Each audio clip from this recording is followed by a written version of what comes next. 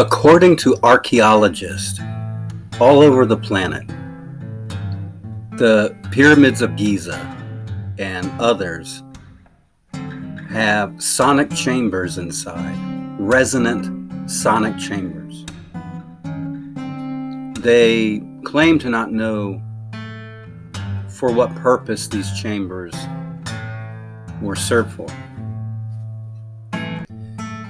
Archaeologists also have claimed that there are numerous tunnels underground connecting to the pyramids, and these tunnels are numerous and lead to more underground caverns and more tunnels, a lot unexplored to this day. Some so thin that no human can even pass through, narrow passages that they don't understand what their purpose was. Now, this is common in other pyramids found in Mexico and South America. I'd like to point out that archaeologists have discovered pyramids off the coast of Japan underwater.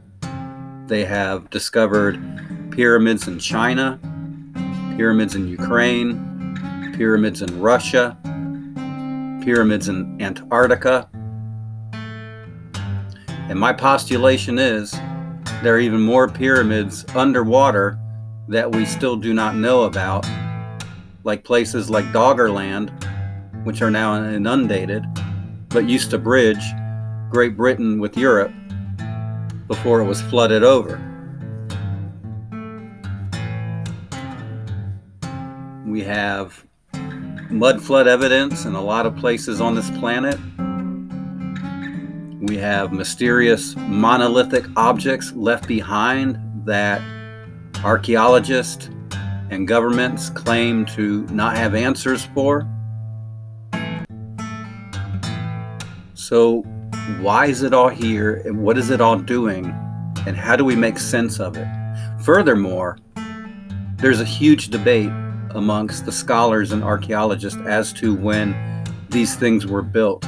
And I think mainly that comes not because they accurately want to test it, and those dates, I think everyone knows they're beyond dating, but because they want to claim it for a certain civilization. Therefore, politics have entered into what should be true science. And we see this in a lot of scientific issues.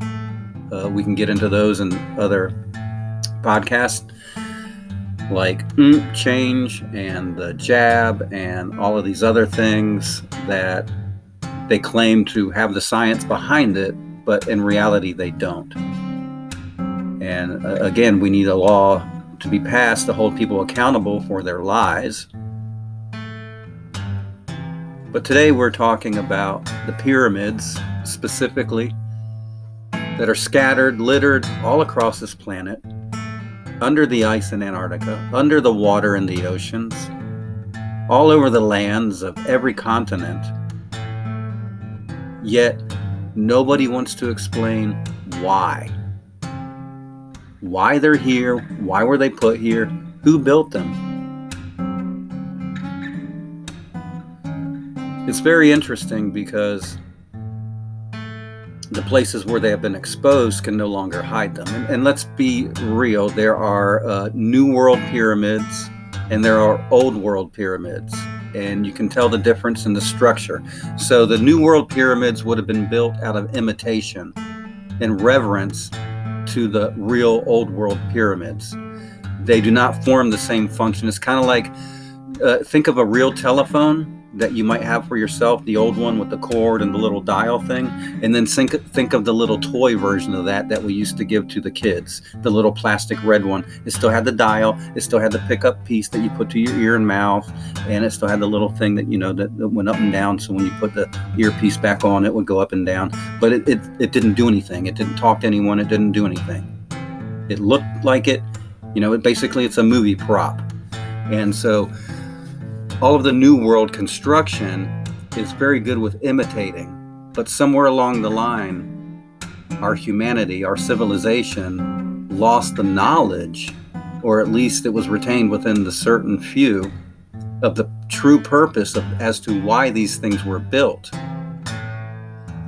Now, something everyone needs to understand: they are a functioning plant, and not like a plant like a growth plant, but a plant like a plant that manufactures stuff, like a tire plant, or a food plant that manufactures frozen food dinners.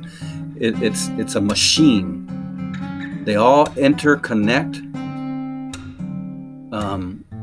through the electromagnetic grid and other grids of this planet. They're all studying the growth of this planet, which is why the echo chambers are there and why all of these passages are there that no man can get.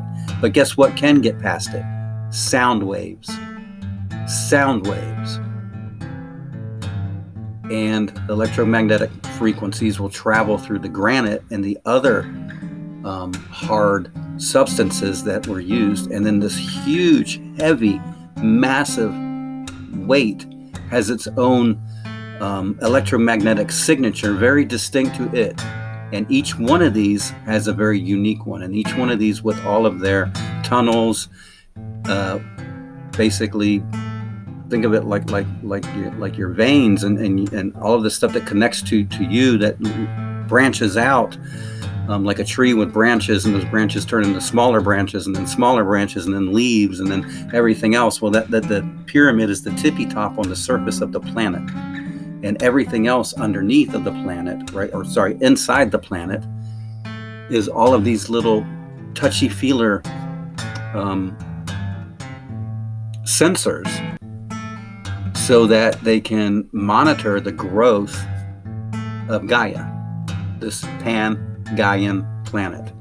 The god Pan, Gaia, good, evil, planet, growing, living.